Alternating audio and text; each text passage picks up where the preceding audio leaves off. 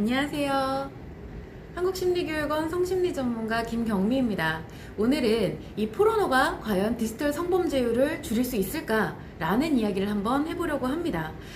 포르노의 다양성을 통해서 어떤 이런 성적 욕구에 대한 것을 대리만족으로서 통제를 한다라는 개념인데, 사실상 이런 대리만족을 통해 욕구가 통제된다는 발상 자체는 욕구에 대한 본질 자체를 자세히 모르기 때문에 할 수 있는 생각이라고 볼 수가 있습니다.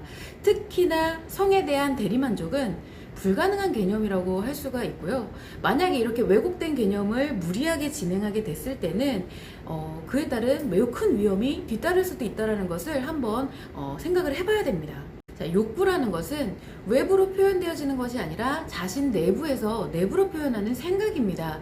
표현은 이 내부로서 생각하는 내부적 표현과 바깥으로 내가 뭔가 말과 행동과 표정으로서 표현하는 외부적 표현, 이 두 가지가 존재를 하는데, 이러한 표현들은 내부 표현이 됐든 외부 표현이 됐든 모두 무의식의 습관이 관장을 하게 되어 있습니다. 자, 그런데 습관이란 게 무엇이죠? 우리가 오랜 시간 동안 이 쌓인 기억과 경험에 의해서 만들어진 마음의 작용이고, 몇 번의 의식적인 행동은 습관이 되지를 않아요. 그래서 우리가 좋은 습관을 만들어 보려고 한다고 해도 이 습관 만드는 것이 여간 어려운 일이 아니죠. 그래서 결국 인간의 표현이라는 것은 의식적으로 결심을 하고 실행하려고 노력하지 않는 이상 한 번도 해보지 않았던 일에 대해서는 무의식적으로 표현되어지는 일은 없다는 뜻입니다. 물론 이때 그 분노 조절 장애에 의한 우발적인 살해라든가 성범죄라든가 아니면은 히스테리한 범죄, 혹은 내가 정말 생명의 위협을 느끼는 상태에서 방어적으로 여차했을 때 일어나는 범죄는 제외가 돼요. 이거는 나의 의식과 무의식의 문제가 아니라 나도 모르게 반사적으로 의식이 통제가 되지 않는, 이성 통제가 되지 않는 상황에서 발생하는 것이기 때문에 그렇습니다. 본론으로 돌아와서 포르노 합법화에 대한 이 논쟁 역시 마찬가지입니다. 자, 우선 내가 욕구가 들었어. 그럼 우발적으로 성범죄를 한다. 되게 예쁜 여자가 노출이 심하게 밤거리를 지나가고 있어. 그러면은 나도 모르게 확 범죄를 저지른다? 사실 그것은 불가능합니다. 앞서 말씀드렸다시피 욕구에서 비롯되는 무의식적 단발성 성범죄는 불가능해요. 시도를 위해서 사전 계획을 해야 되고요. 인식 통제와 제도적 통제에 반할 용기가 있어야 됩니다. 내가 이런 걸 처벌받을 수도 있어. 그리고 내가 여태까지 살아오면서 그건 도덕적으로 안 되는 거야 라고 수없이 통념상 들어왔던 것들을 극복하면서 반할 용기가 먼저 있어야 되고요. 그리고 무엇보다는 이 성범죄를 저지르기 위해서 필수적으로 성에 대해서 왜곡된 인식이 만들어진 상태여야만 합니다.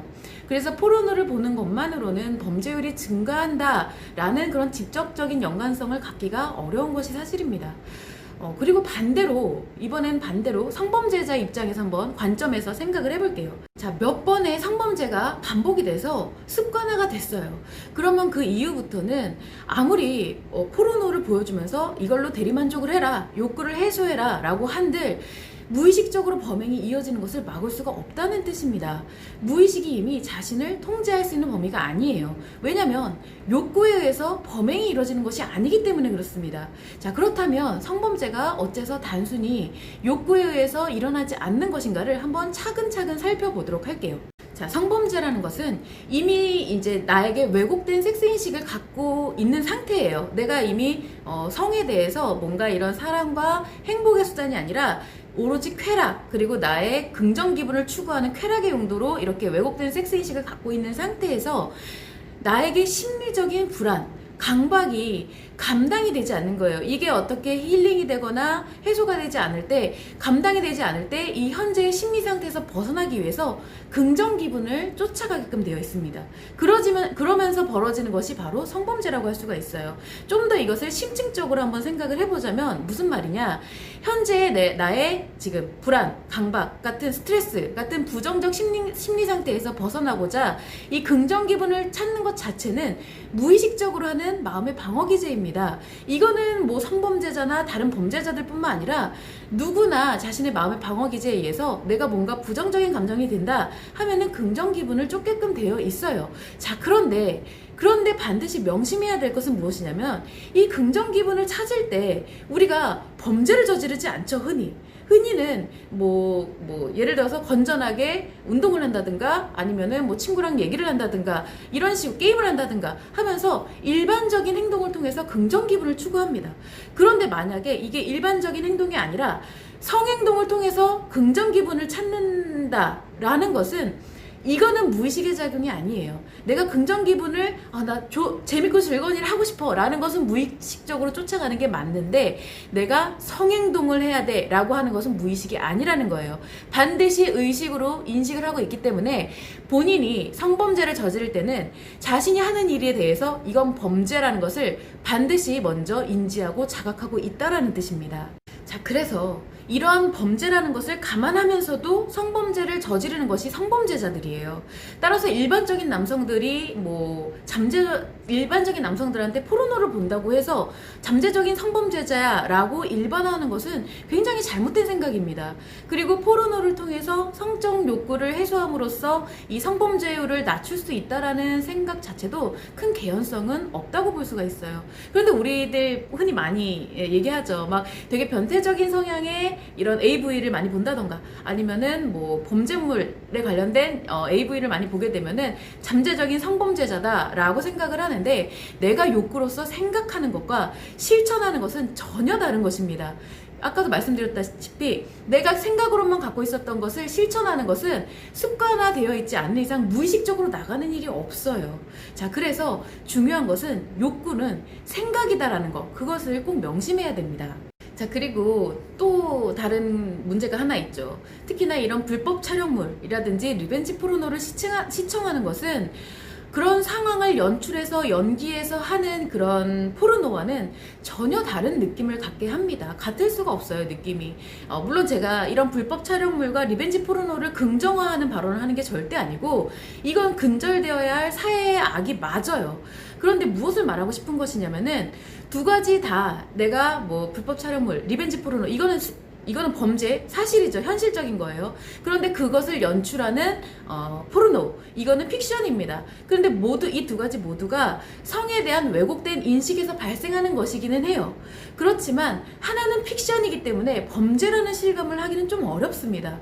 하지만 실제 불법 촬영물과 이 리벤지 포르노를 즐기는 사람이라고 하면은 그 현실감 자체를 즐기는 것이기 때문에 포르노를 합법화해서 대리만족을 시키는 게 어렵다라는 뜻이죠. 이 모두가 욕구에 대한 대리만족의 개념을 좀 오해하고 있기 때문이라고 볼 수가 있고 쉽게 말하면 헛다리를 좀 짚고 있다라고 볼 수가 있는 거예요. 자, 남성이 성적인 정보를 인식하게 되면은 성행동을 하고 싶다는 생각을 하게 되는 것은 맞습니다. 시시때때로 시시각각 남자들은 그런 생각을 해요. 하나의 에너지이기 때문에 그렇습니다. 이때 대체로 신체와 이 의식이 좀 건강한 남성의 경우에는요, 이 성행동을 하고 싶은 에너지를 열정의 에너지로 전환시킵니다. 그래서 자신의 가치를 추구하는 데 쓰게 돼요. 원래 남자에게 성 에너지는 그게 주된 사용처예요. 원래 그런 목적으로 성 에너지가 발생하고 시시때때로 그런 생각을 하게 되고 열정을 갖게 되는 것입니다. 사실은 쾌락을 쫓으려고 만들어진 것은 아니에요. 그리고 쾌락 자체도 나쁜 것이 아닙니다. 내가 갖고 있는 긍정 기분의 최대치거든요. 긍정 기분에 몰입한다는 것은 열정을 만드는 일이기 때문에 쾌락 자체를 문제라고 할 수가 없어요. 자, 그래서 주로 가성인이 된 이 청년들 있잖아요. 가성인이 된 청년들의 경우는 이러한 욕구, 아주 그냥 신체 건강한 청년들의 욕구는 학업이나 일에 집중을 하면서 자신의 성취욕으로 전환을 시켜 나갑니다. 이처럼 열정이 강한 남자는 대체로 성욕도 강하다는 것을 알아야 돼요. 그래서 쟤는 너무 그런 걸 좋아해요 라고 하는 것은 사실 그만한 욕구를 갖고 그 에너지를 쓸만한 에너지 자원도 있다라는 뜻이거든요. 그런데 모두가 지금 현재 성욕에 대해서 굉장히 부정적으로 생각하고 쾌락에 대해서도 굉장히 부정적으로 음성화시켜서 생각하기 때문에 그 자체가 문제가 되는 것이지, 사실 이 성 에너지 자체는 좋다 나쁘다를 논할 수 없는 열정의 에너지 요소가 될 수가 있다는 것도 꼭 명심을 해야 됩니다. 자, 이것은 사실 이런 포르노 합법 합법화에 관련된 것뿐만 아니라 성매매 합법화에 대한 논란에도 동일하게 적용이 되는 것이 맞습니다. 뭐 제가 그것을 옹호하는 것이 아니라 어쨌든 객관적으로 마음과 속마음에 작용해서 보자면은 남성이 포르노를 시청하거나 성매매를 통해 얻어지는 것은 사실 일시적인 쾌락과 긍정 기분, 그 이상도 이하도 없어요. 아무것도 아니에요. 그런데 이런 일시적 긍정 기분을 느끼는 것으로서 근본적인 욕구가 해소되는구나. 그렇기 때문에 만약에 포르노를 시청하고 성매매를 합법화하면은 내가 거기서 욕구를 해소하기 때문에 성범죄율이 떨어질 것이다 라고 착각을 해서는 안 된다라는 것이죠. 근본적인 욕구가 해소되는 것이 아니에요. 따라서 포르노라든지 시청이라든지 성매매가 합법화가 되든 되지 않든 성범죄의 발생과는 무관하다라는 것을 알아야 합니다. 자, 이처럼 저는 모두가 성을 오로지 섹스의 관점에서가 아니라 근본적인 이 성마음과 마음의 작용으로서 좀 정확하게 인식하고 그로 인해서 왜곡된 성의 문제들을 풀어갈 수 있는 날이 하루빨리 오기를 좀 바라는 마음입니다. 그래서 이번 시간에는 포르노가 과연 디지털 성범죄율을 줄일 수 있을까에 대한 것을 한번 말씀을 드려봤어요. 긴 시간 들어주셔서 감사합니다. 수고하셨습니다.